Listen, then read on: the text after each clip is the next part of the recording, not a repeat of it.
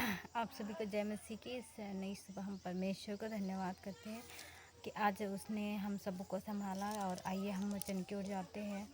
और मत्ती 4 अध्याय, इसमें हमें पता है यहाँ यीशु मसीह की परीक्षा हुई थी, तो हम इससे सीखते हैं। इसमें लिखा है, तब आत्मा यीशु को जंगल में ले गया ताकि इब्लीस से उसकी परीक्षा हो। वह 40 दिन और 40 रात निराहार रहा। तब उसे भूख लगी। प्रभु यीशु मसीह बपतिस्मा लेने के बाद में 40 दिन और 40 रात वो निराहार रह करके जंगल में प्रार्थना करने गया था। और जब वो निराहार रहा, जब उसकी फास्टिंग टूटी तो उसको भूख लगी। अब आगे इसमें से देखते हैं तीसरे पद में, तब परखने वाले ने पास आकर उससे कहा, यदि तू परमेश्वर का पुत्र है तो कह दे कि ये पत्थर रोटियां बन जाए। हालेलुया। शैतान कैसे मनुष्य की उनकी ज़रूरतों को जानता है, उनके द्वारा वो पाप करवाता है। तो इसमें उसको भूख लगी है और शैतान उसको एक ऐसा काम करने के लिए बोल रहा है जिसमें वो प्रभु यीशु मसीह अगर ऐसा उनकी बात में आ जाता तो पहली बात तो ये कि वो शैतान की बात को मानता। और दूसरी बात यह है कि इसमें एक परीक्षा करने वाले जैसा शब्द है, जिसमें वो परमेश्वर की परीक्षा करने जैसा शब्द है। तो इसलिए यहाँ पर यीशु मसीह ने क्या उत्तर दिया? यीशु ने उत्तर दिया, लिखा है, मनुष्य केवल रोटी ही से नहीं परंतु हर एक वचन से जो परमेश्वर के मुख से निकलता है जीवित रहेगा। हालेलुया। यहाँ पर प्रभु यीशु मसीह ने उसने अपनी बुद्धि, अपनी विचार रखा और परमेश्वर ने वचन रखा। और आगे दूसरी बार उसकी परीक्षा हुई। दूसरी बार वो क्या कहता है, इसमें 5वें पद में है, तब इब्लीस उसे पवित्र नगर में ले गया और मंदिर के कंगरे पर खड़ा किया और उससे कहा, यदि तू परमेश्वर का पुत्र है तो अपने आप को नीचे गिरा दे, क्योंकि लिखा हुआ तेरे विषय में अपने स्वर्गदूतों को आज्ञा देगा और वे तुझे हाथों हाथ उठा लेंगे, कहीं ऐसा ना हो कि तेरे पाँव में पत्थर से ठेस लगे। शैतान अब अपने शब्दों से वो हराना चाहा यीशु मसीह को, मगर हरा नहीं पाया। तो यहाँ पर क्या बोल रहा है कि अपने आप को नीचे गिरा दे और वचन लेकर के बात कर रहा है कि लिखा है कि वो तुझे हाथों हाथ उठा लेंगे, ऐसा ना हो कि तेरे पाँव में पत्थर से ठेस लगे। हमें परखना है, वचन ही है, मगर वचन में हमें कहाँ पर कौन सा वचन उपयोग में लाना है हमारे जीवन के लिए बहुत ज़रूरी है। कई बार हम क्या करते हैं, टॉपिक कुछ और रहता है, वचन कुछ और ले आते हैं, तो इससे हमें सही डायरेक्शन नहीं मिलेगा वचन की। तो इसमें हम देखते हैं कि इसने वचन को लेकर के क्या बोल रहा है कि अपने आप को नीचे गिरा दे। क्यों गिराएगा अपने आप को नीचे? क्योंकि शैतान चाहता है कि ये सारे जगत का उद्धार करता है, मैं किस तरह इसको पाप में गिराऊँ, किस तरह इसको ख़त्म करूँ, या किस तरह अपना गुलाम बनाऊँ। मगर परमेश्वर का पुत्र है यीशु मसीह, वो सब कुछ जानता है। इसमें कैसा उसने उत्तर दिया? यीशु ने उससे कहा, यह भी लिखा है, तू प्रभु अपने परमेश्वर की परीक्षा न कर। हालेलुया।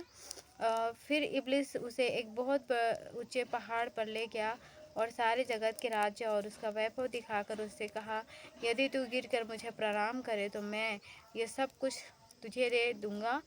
तब यीशु ने उससे कहा, हे शैतान, दूर हो जा, क्योंकि लिखा है, तू प्रभु अपने परमेश्वर को प्रणाम कर और केवल उसी की उपासना कर।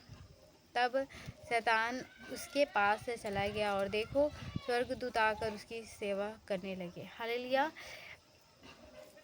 यीशु मसीह एक परमेश्वर का पुत्र है जो सारे जगत के उद्धार के लिए इस संसार में आया। हमारे लिए, आपके गुनाहों के लिए उसने क्रूस उठाया।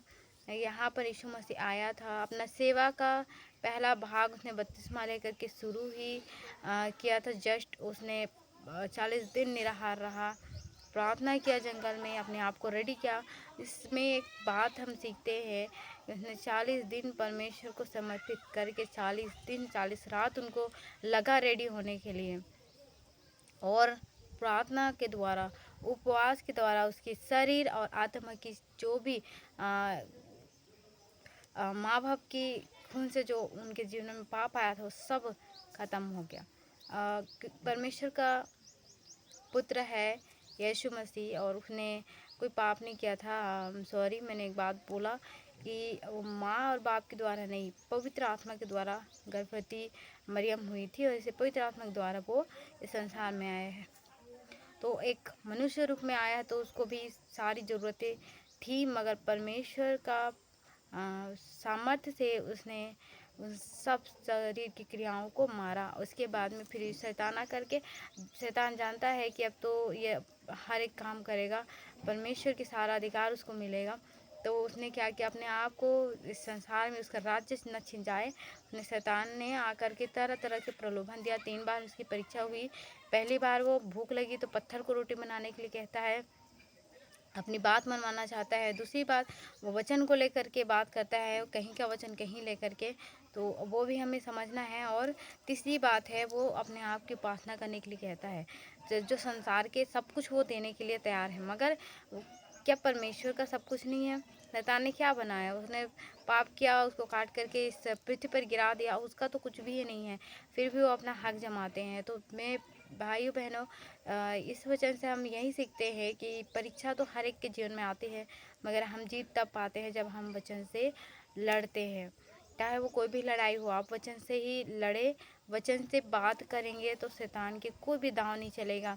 हमें यूज़ करने के लिए, गिराने के लिए, हमारे जीवन में निराशा लाने के लिए शैतान मनुष्य को इस्तेमाल करता है। मनुष्य बुरा नहीं है, उनके विचार को ख़त्म करना है, उसके विचार को सिर्फ वचन से ख़त्म कर सकते हैं।